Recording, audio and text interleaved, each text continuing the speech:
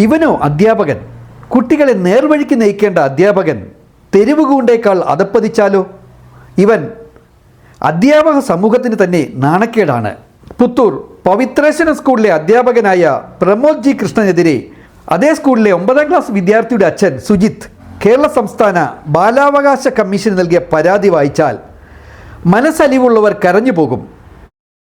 പ്രധാനമായിട്ട് പറയാനുള്ളത്, ഒരു അധ്യാപകൻ ഒരു കുട്ടിയെ ഇങ്ങനെ ഉപദ്രവിക്കുന്നത് തെറ്റാണ്. നമ്മൾ ദൈവത്തിൻ്റെ സ്ഥാനത്ത് കാണുന്ന ആൾക്കാരാണ് അധ്യാപകന്മാർ. അപ്പം അവരിങ്ങനെ ഒരു കുട്ടിയെ ഇങ്ങനെ ഇട്ട് വടികൊണ്ട് അടിക്കുന്നതൊക്കെ സാധാരണമാണ്. അതൊരു തെറ്റ് ചെയ്തിട്ട് അടിക്കുന്നതൊക്കെ സാധാരണമാണ്. പക്ഷെ ഒരു കുട്ടിയെ ഇങ്ങനെ ഫിസിക്കലി അറ്റാക്ക് ചെയ്യുമ്പം അത് ആ ഒരു കുട്ടിയുടെ മെൻ്റലി അങ്ങനെ ഒരു പ്രശ്നം വരാൻ ചാൻസ് ഉണ്ട്.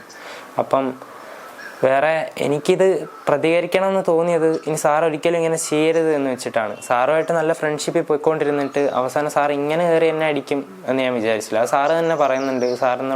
അന്നിവിടെ വന്നപ്പോൾ സാറ് തന്നെ പറഞ്ഞായിരുന്നു, നമ്മൾ നല്ല ഫ്രണ്ട്സായിട്ട് പൊയ്ക്കൊണ്ടിരുന്നതല്ലേ, പിന്നെ എന്തിനാ പ്രശ്നത്തിന് പോയെന്ന്.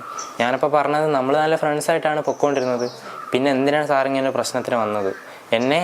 എന്നെ വടി കൊണ്ടടിച്ചു, അല്ലെങ്കിൽ എൻ്റെ രക്ഷിതാക്കളെ വിളിച്ച് പറഞ്ഞു, അതിനൊന്നും എനിക്കൊരു പ്രശ്നമില്ല. കാരണം ഞാൻ ചെയ്ത തെറ്റ്, ഞാൻ ബാക്ക് ബെഞ്ചിൽ നിന്ന് ഫ്രണ്ട് ബെഞ്ചിൽ പോയിരുന്നു. അതും പഠിപ്പിച്ചുകൊണ്ടിരിക്കുന്ന സമയത്തല്ല, സാർ അവിടെ നിന്ന് പേപ്പർ നോക്കിക്കൊണ്ടിരിക്കുന്ന സമയത്ത് ഞാൻ ഫ്രണ്ട് ബെഞ്ചിൽ പോയിരുന്നു.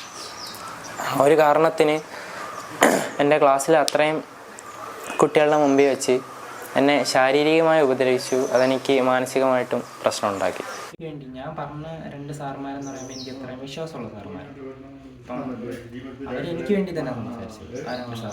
എന്തിൻ്റെ പേരിലായാലും 9ാം ക്ലാസ്സുകാരനെ മുഖത്തും കവളിലും ഇടിക്കുക, തല പിടിച്ച് ഭിത്തിയിൽ ഇടിക്കുക, സഹപാഠികളുടെ മുന്നിൽ വെച്ച് രക്ഷിതാക്കളെ അപമാനിക്കുക, ഇതൊക്കെയാണ് ഈ ബിരുദൻ്റെ ലീലാവിലാസം. എന്തായാലും Puthur police juvenile justice act 75, Bharat ന്യായ സംഹിത 126(2), 115(2), 118(1) പ്രകാരം കേസെടുത്തു.